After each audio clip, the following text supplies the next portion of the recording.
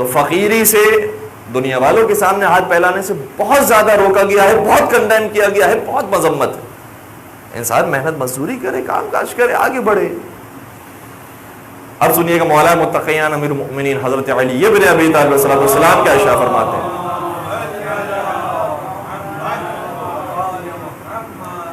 فرماتے ہیں زوجت فاطمہ وما کان لی فراش وصدقتی اليوم لو قسمت بین بنی ہاشم لوسعتہم۔ فرمایا کہ جب میری حضرت زہرا سے شادی ہوئی تھی تو ہمارے گھر میں کچھ نہیں تھا سوائے ایک فرش کے، ایک فرش کے علاوہ اور کچھ نہیں تھا۔ لیکن پھر آگے شاہ فرماتے ہیں وصدقتی اليوم، لیکن آج میرے پاس اتنا مال موجود ہے کہ اگر میں وہ سب کچھ خرچ کرنے لگوں اور بنی ہاشم میں تقسیم کروں تو سارے بنی ہاشم امیر ہو جائیں۔ تو مولا متقیان ایک پروسیس سے گزرے ہیں، اور ہر جوان، ہر نوجوان اسی پروسیس سے گزرتا ہے۔ آگے بڑھنا ہے، قدم آگے بڑھانا ہے۔ مولا متقیان ایک مرتبہ پانچویں سرکار حضرت امام محمد باقر علیہ الصلوۃ والسلام ارشاد فرماتے ہیں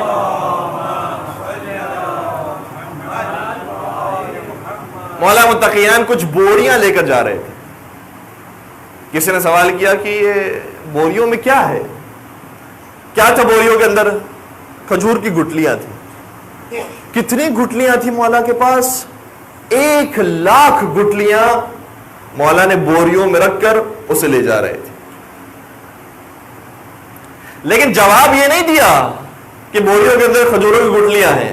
کیا خوبصورت جواب دیا، فرمان لگے ان بوریوں کے اندر کھجوروں کے درخت موجود ہیں، اور امام باقر شاہ فرماتے ہیں کہ ان 1,00,000 گٹلیوں میں سے ایک بھی دانہ ایسا نہیں تھا جو علی نے ضائع کیا ہو۔ ہر دانے کو بویا ہے اور 1,00,000 درخت کھجور کے برابر۔ زحمت اٹھائی ہے مولا نے۔ اور یہ تو اگر ہم درختوں کی کاشتکاری کی بات کرتے ہیں، یہ ایک اپنے مقام پر ہے۔ کنویں کتنی تعداد میں کھودے تھے؟ جو راستہ خانہ کعبہ کی طرف جاتا تھا اور مسجد بیت الحرام کی طرف جاتا تھا، اس راستے کے اندر صرف مولا نے 100 کنویں کھودے تھے، تاکہ حاجی جب اس راستے سے گزرے تو انہیں زحمت کا سامنا نہ کرنا پڑے، ان کے لیے پانی مہیا ہو۔ اب یہ مسائل کا موقع نہیں، لیکن مجھے پانی کا نام سن کر اور مولا کی یہ کوشش سن کر یاد آتا ہے کہ جس نے اس طریقے سے حاجیوں کو پانی پلایا ہو، اس کے بچوں کو 3 دن کا بھوکا پیاسا شہید، اس طریقے سے انتظام کیا ہے مولا نے۔ اور کہیں پر آپ محسوس نہیں کریں گے کہ مولا نے فرمایا کہ میری ضرورت تو پوری ہو گئی، اب دنیا والے خود اپنی زندگی دیکھیں، وہ جانے ان کا کام جانے۔ ایک ایک کی ضرورت کو پورا کیا کرتے تھے، اپنے گھر والوں کو وسیع کیا، اپنے گھر والوں کی پریشانیوں کو دور کیا، آہستہ سے رشتہ داروں کو، اہل محلہ کو، پوری قوم کو مضبوط کیا ہے مولا متقیان۔ بس اوقات لوگ یہ سوال کرتے ہیں کہ 25 سالہ زندگی میں جو مولا نے خاموشی میں گزاری، کیا کیا؟ یہ لفظ ہم کہہ کر، اور ہمارا بھی قصور ہے، اہل منبر کا قصور ہے، بات کو بیان نہیں کیا جاتا۔ مولا کو خلافت نہیں ملی، 25 سال تک خاموش ہو گئے۔ خاموشی کا کیا مطلب ہے؟ کسی سے بات نہیں کرتے تھے، کسی سے کلام نہیں کرتے تھے، محفلوں میں بیٹھتے نہیں تھے۔ اگر بیٹھتے نہیں تھے تو وہ کہتا کیوں ہے کہ لولا علی لولا علی لولا علی؟ تو مولا شریک ہوتے تھے، لوگوں کے درمیان ہوتے تھے۔ تو خاموشی کا مطلب کیا ہے؟ خاموشی کا مطلب یہ ہے، بزرگان مجھ سے زیادہ بہتر جانتے ہیں، خاموشی کا مطلب یہ ہے کہ پھر مولا نے خلافت اور حکومت حاصل کرنے کے لیے کوشش نہیں کی۔ دنیا تسلیم نہیں کرتی ہے تو میں مجبور نہیں ہوں کہ دنیا والوں کے در پر جا کر میں بھیک مانگوں۔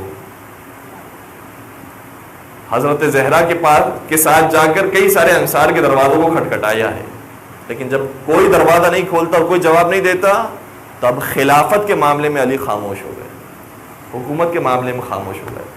لیکن دوسرا کام کیا کیا؟ ایک تو یہی علمی تربیت کی لوگوں کی کہ بار بار یہ کہنے پر مجبور ہو جاتا ہے، دوسرا کام یہ کیا کہ اپنے اقتصاد کو مضبوط کیا، اپنی معیشت کو مضبوط کیا، اور اتنا مضبوط کیا کہ پھر وہی جملہ جو طلحہ و زبیر کی زبان سے جاری ہوا کہ علی تو فقیر ہے، علی تو نادار ہے، تو پھر علی نے بتایا کہ کتنے امیر ہیں۔ کہ صرف ایک فصل کو جمع کیا تھا اور اس فصل کو دینار میں تبدیل کیا تو 1,00,000 دینار بن گئے. کہ جا کر بتا دینا کہ علی کے پاس 1 سال کے اندر 1,00,000 دینار جمع ہو گئے. تو مولا نے 25 سال کے اندر یہ کام انجام دیے ہیں, تربیت کی ہے. اور نوجوان احباب سے دست ادب جوڑ کر میں عرض کروں گا, یہی دین ہے, یہی عبادت ہے. نبی اکرم حضرت محمد مصطفیٰ صلی اللہ علیہ وآلہ وسلم شاہ فرماتے ہیں,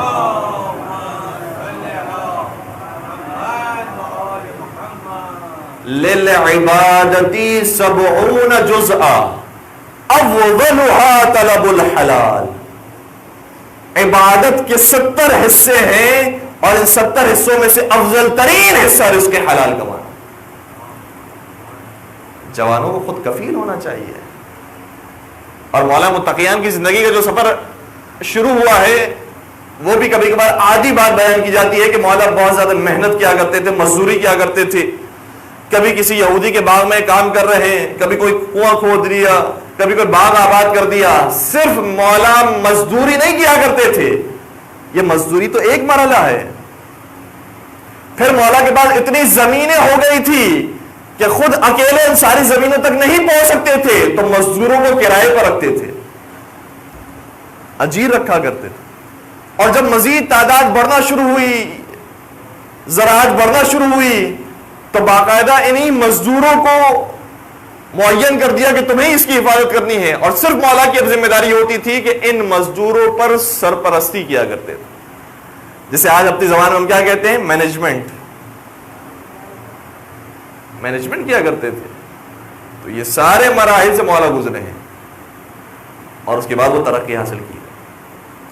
اور مولا متقیان ہو یا باقی ائمہ اطہار السلام ہو, ساتھ سرکار حضرت امام موسیٰ کاظم علیہ السلام ارشاد فرماتے ہیں,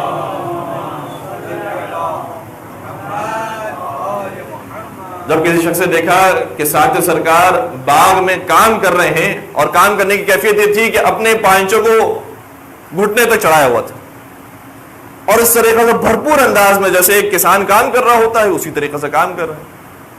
کسی عارف نے دیکھ لیا, کسی صوفی نے دیکھ لیا, کہا کہ میں ذرا اولاد رسول کو بھی تنبیہ کروں, نعوذ باللہ, ان کو بھی کہوں کہ دنیا داری چھوڑ دیں, دینداری اپنائیں. آیا مولا کی خدمت میں, کہنے لگا فرزند رسول یہ آپ پر زیب نہیں دیتا کہ آپ اس طریقے سے کام کاج کریں. ساتھ سرکار نے شاہ فرمایا تمہیں معلوم نہیں ہے جو مجھ سے زیادہ افضل لوگ ہیں انہوں نے بھی یہی کام کیا ہے, اور جو اس سے بھی زیادہ افضل ہے اس نے بھی یہی کام کیا ہے. کہنے لگا فرزند رسول آپ سے زیادہ افضل کون ہے اس دنیا میں؟ کہ مجھ سے افضل علی مرتضیٰ ہے, ان سے افضل نبی مصطفیٰ ہے. علی مرتضیٰ نے بھی یہی کام کیا ہے, محمد مصطفیٰ نے بھی یہی کام کیا ہے. درود پڑھ دیجئے محمد و آل محمد.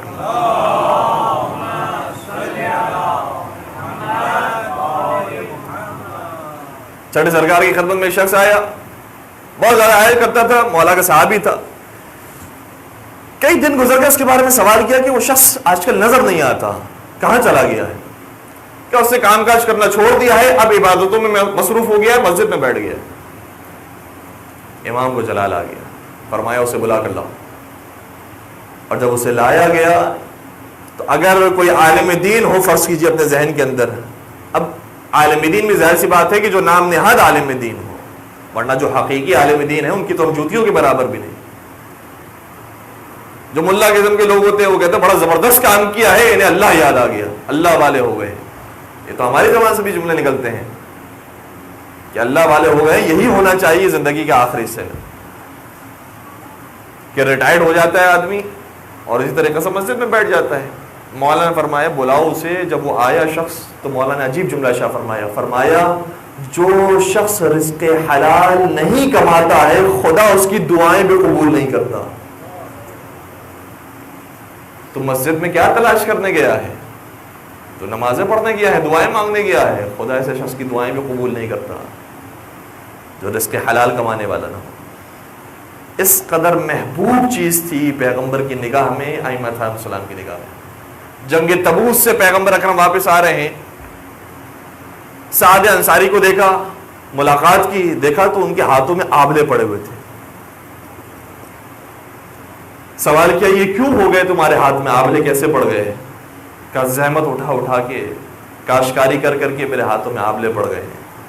آپ کو معلوم ہے کہ جنگ تبوک کا موقع وہ تھا کہ جب مدینہ میں فصل لگ رہی تھی، فصل کٹنے کا ابھی وقت آنے والا تھا، اس وقت کہا تھا کہ سب چلیں ہمارے ساتھ جنگ پر۔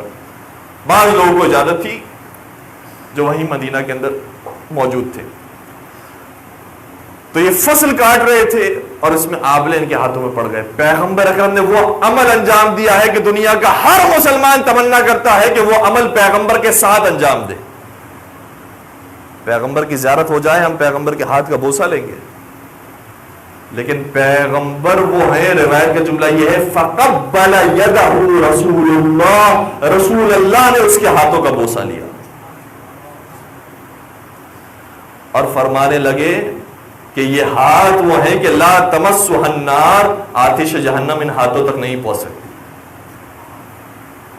کس معراج پر پہنچایا اس عمل کو؟ کسی موقع پر انسان اپنے آپ کو محسوس نہ کرے کہ اب میری ذمہ داری ختم ہو گئی ہے، گھر والوں کی طرف سے ذمہ داری ختم ہو گئی ہے، قوم کی طرف سے ذمہ داری ختم ہو گئی ہے، جوانی سے لے کر بڑھاپے تک اور انتہائی موت تک یہی سفر ہے۔ ضروری ہے۔ پیغمبر اکرم کی زندگی میں کتنے ہی ایسے واقعات ملتے ہیں کہ بار بار پیغمبر اکرم نے اس بات کی طرف نشاندہی کی ہے کہ جو رزق حلال کماتا ہے وہ واقعی مجاہد ہے۔ ایک روایت کا بڑا عجیب جملہ ہے، جو شخص دن میں اتنا کام کرتا ہے کہ تھک کر سو جاتا ہے، اس سے کوئی دعا نہیں مانگی ہے، کوئی توبہ نہیں کی ہے، کوئی مناجات نہیں کی ہے، بس محنت مزدوری کی ہے اور رات میں آ کے تھک کے سو گیا، واجبات انجام دیے ہیں لیکن باقی چیزیں نہیں کی ہیں، آ کر تھک کر سو گیا۔ روایت کی جملہ یہ ہے کہ یہ شخص جب سو رہا ہوتا ہے پروردگار اس کی مغفرت کر رہا ہوتا ہے۔ اہم ترین حصے یہ دین کے۔ مولا متقیان امیر المؤمنین حضرت علی ابن ابی طالب صلی اللہ علیہ وسلم ارشاد فرماتے ہیں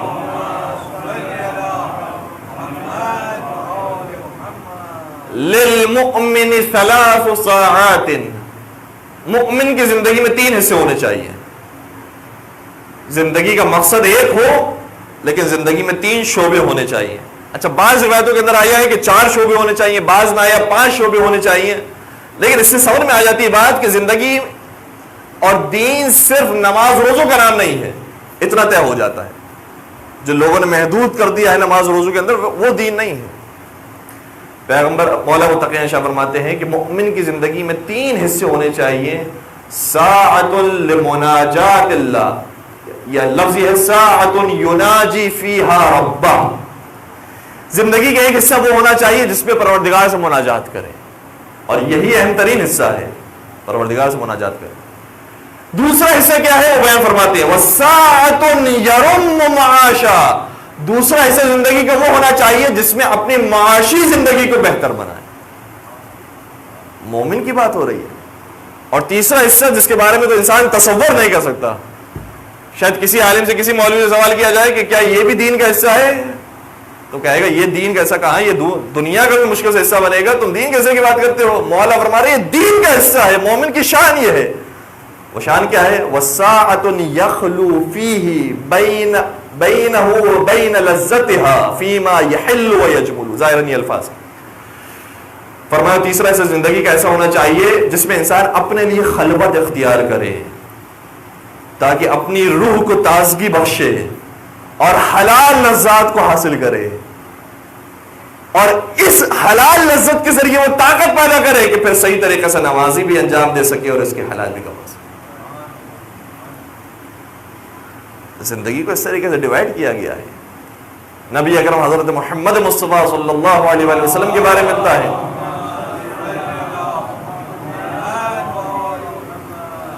کان اذا آوى الى منزله جزأ دخوله 3 اجزاء، جب نبی اکرم اپنے گھر میں داخل ہوا کرتے تھے تو اپنے گھر کی زندگی کو بھی 3 حصوں میں تقسیم کیا کرتے تھے۔ عجیب بات ہے، اب گھر میں پہنچنے کے بعد تو ایک ہی چیز ذہن میں آتی ہے کہ گھر والوں کو وقت دینا ہے۔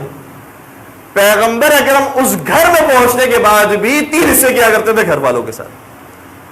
باہر کی زندگی الگ ہے جس میں رزق کمانا ہے، جس میں دوستوں کے ساتھ ہیں، جس میں دشمنوں کا مقابلہ ہے، وہ زندگی الگ ہے۔ گھر کے اندر بھی 3 حصے۔ جزءا للہ، گھر کے اندر بھی ایک حصہ ہوتا تھا جو صرف پروردگار کے لیے ہوتا تھا، جس میں نماز اور عبادات اور دعائیں اور مناجات، وجزءا لأہلہ، اور گھر کے اندر دوسرا حصہ ہوتا تھا جس میں اہل و عیال کو وقت دیا کرتے تھے، اور تیسرا حصہ وجزءا لنفسہ، اور تیسرا حصہ خود اپنے لیے ہوتا تھا۔ پھر آگے روایت کا جملہ یہ ہے کہ جو حصہ پیغمبر اپنے لیے رکھتے تھے اسے بھی پھر دو حصوں میں تقسیم کرتے تھے، اور اسی دوسرے حصے کے اندر باہر کے لوگ آتے تھے اور پیغمبر کے ساتھ بیٹھا کرتے تھے اور سوال جواب کیا کرتے تھے۔ اس قدر مصروف پیغمبر اکرم کی زندگی ہوا کرتی تھی، اور اس مصروف زندگی کے اندر پیغمبر نہ صرف مسجد کے اندر بیٹھے ہوئے ہیں، صرف مصلی عبادت پر بھی نہیں ہیں، اور ایسا بھی نہیں ہے کہ صرف انسان رزق کی طرف چلا جائے یا انسان دشمنوں سے مقابلہ کرنے کی طرف چلا جائے، اور یہی بعض لوگوں نے کہنا شروع کر دیا کہ یہ نبی کا دین پھیلا ہے تو تلوار کے زور پر پھیلا ہے۔ زندگی کو بانٹا ہوا تھا پیغمبر اکرم نے، اس طریقے سے پیغمبر اکرم کی زندگی آگے بڑھی۔ بس عزیزوں، میں نے آپ کو وقت لیا اور زحمت دی کہ اخلاق پیغمبر کے اندر اور اخلاق اہل بیت کے اندر یہ چیز ہمیں نمایاں نظر آتی ہے کہ کبھی کسی کے سامنے جھولی نہیں پھیلاتے تھے۔ قرآن کریم میں مومنین کی صفات یہ بیان کی گئی ہے کہ رجال لا تلہیہم تجارت ولا بیع عن ذکر اللہ، یہ ایسے جوان مرد ہیں کہ تجارت کے اندر بھی ہوں، خرید و فروخت کے اندر بھی ہوں تو یاد پروردگار سے غافل نہیں ہوتے۔ تجارت کے ساتھ ساتھ یاد پروردگار ہونا ضروری ہے، اور یہی مقصد حیات ہے۔ بس بزرگان دین، مولا حسین نے جو ہمیں اور آپ کو سبق دیا ہے وہ یہ ہے کہ انسان صرف مال کو قربان کرنے والا نہ ہو، اپنی جان کو قربان کرنے والا نہ ہو، بلکہ اپنے سارے گھر والوں کو اللہ کی خاطر قربان کر دینے والا۔ مولا حسین کے سامنے بھی کسی شخص نے ایک آدمی کی تعریف کی، کہا کہ وہ شخص بہت دیتا ہے، بڑا سخی ہے، بڑا کریم ہے، بہت لوگوں کو بانٹتا ہے۔ تو مولا نے ایک جملہ ارشاد فرمایا، مولا حسین نے فرمایا یہ جو شخص دے رہا ہے اس کے دینے میں اور اس شخص کے دینے میں جس نے خود اپنی محنت کی کمائی سے کمایا ہو اور خون پسینہ جاری کرنے کے بعد پھر کمائی حاصل کی اور پھر دیا ہو، اس میں اور اس میں بہت فرق ہے۔ اور بعض لوگوں کے ذہن میں یہی اہل بیت کے بارے میں تصور ہے کہ جیسے لوگ انہیں صدقے میں، خمس میں، زکوٰۃ میں جو پیسے دے کر چلے جایا کرتے ہوں گے، یہی وہ خیرات کر دیا کرتے ہوں گے۔ آپ تصور نہیں کر سکتے اہل بیت کس ذات کا نام ہے۔ وہ چیز جو خمس و زکوٰۃ کے اندر آئی ہے اس کے بارے میں تو سمجھ لیجئے کہ ہاتھ بھی نہیں لگایا کرتے تھے، وہ تو آتا تھا اور چلا جایا کرتا تھا، اس کی تو بات ہی نہیں ہو رہی ہے۔ بات اس پیسے کی ہو رہی ہے کہ جو خود اہل بیت اپنی محنت مزدوری کی کمائی سے کمایا کرتے تھے اور اس کے بعد راہ خدا میں انفاق کیا کرتے۔ بعض لوگ اسی طریقہ سمجھتے ہیں، اور بعض لوگوں کے ذہن میں اندر یہ ہے کہ پروردگار نے انہیں جو طاقت و قدرت عطا کی ہے تو جس چیز کو چاہے سونا بنا دیں، جس چیز کو چاہے چاندی بنا دیں، تو یہ اسی طریقے سے خیرات کر دیا کرتے تھے۔ اگر یہ اس طریقے سے خیرات کرنے والے ہوں تو ہمارے لیے نمونہ عمل کیسے بنیں گے؟ ہم تو یہ کام نہیں کر سکتے، پھر نمونہ عمل کس چیز کے ہیں؟ قرآن کریم یہ کہتا ہے کہ لَقَدْ كَانَ لَكُمْ فِي رَسُولِ اللَّهِ أُسْوَةٌ حَسَنَةٌ، اے مسلمانوں تمہارے لیے رسول کی زندگی میں بہترین نمونہ عمل ہے۔ تو نمونہ عمل تو اس وقت بنیں گے کہ جب وہ ہماری ہی طرح زندگی گزار کر بتائیں۔ صحیح ہے، ان کے لیے کوئی مشکل بات نہیں تھی، پوری دنیا کو سونا بنانا چاہتے سونا بنا سکتے تھے۔ چاند کے 2 ٹکڑے جس نے کر دیے ہوں، سورج کو جس نے پلٹا دیا ہو، جس کے ہاتھوں میں سنگریزے گفتگو کرنے لگ جائیں، ان کے لیے کوئی مشکل نہیں ہے، لیکن بات یہ ہے کہ ہماری ہدایت کے لیے آئے ہیں، لہٰذا وہی کام کریں گے جن مراحل سے ہمیں گزرنا ہے۔ برحمتك يا أرحم الراحمين، وصلى الله على محمد وآله